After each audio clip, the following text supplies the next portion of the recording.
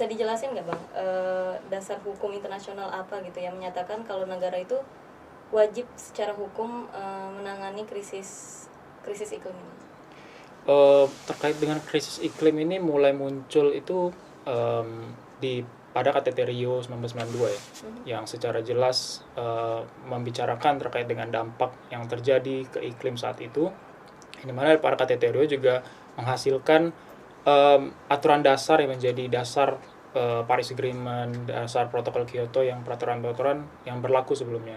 Dasar tersebut ada dalam UNFCCC, yaitu pasal 2-nya menyebutkan bahwa negara-negara, para pihak diinginkan untuk mengupayakan mencegah terjadinya perubahan iklim melalui proses mitigasi dan adaptasi. Dan dalam hal ini tentu UNFCCC kan hanya menjadi kerangka dasar, dan untuk melanjutkan daripada aturan yang dasar tadi itu perlu diatur lebih lanjut melalui peraturan yang lebih spesifik seperti Paris Agreement. Dan di Paris Agreement secara jelas juga diungkapkan bahwa dalam pasal 2-nya itu menyebutkan kita negara-negara dihendakkannya bekerja sama secara kolektif dan internasional untuk mencegah terjadinya kenaikan suhu secara global dan mengupayakan hingga 1,5 derajat Celcius tadi.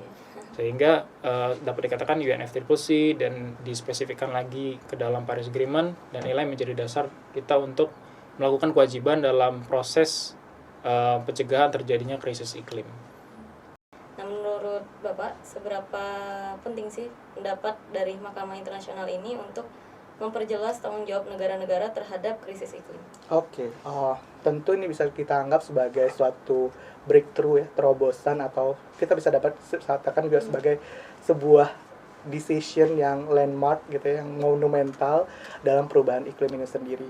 Karena kan akhir-akhir ini ketika kemudian Trump menarik diri dari Paris Agreement, orang mulai pesimis terhadap apakah Paris Agreement yang disahkan di tahun 2015 ini akan kemudian memiliki dampak dalam memitigasi perubahan iklim itu sendiri. Karena kemudian the hegemonic kekuatan besar nggak ikut terlibat dalam memenuhi kewajiban-kewajiban di dalam Paris Agreement itu sendiri. Lalu kemudian AO ini muncul sebagai bentuk, ya berarti ada kewajiban yang mengikat secara hukum internasional atau legally binding untuk memenuhi ketentuan-ketentuan dalam climate treaties, yaitu tadi yang disebut UNFCCC Convention, kemudian Kyoto Protocol, dan juga Paris Agreement itu sendiri. Bahkan mahkamah juga bilang ketika negara tidak memenuhi itu gitu ya, maka kemudian akan ada dampak yang disebut dengan tanggung jawab internasional, yang kita sebut sebagai ketika tidak terpenuhinya itu disebut sebagai International Wrongful Act.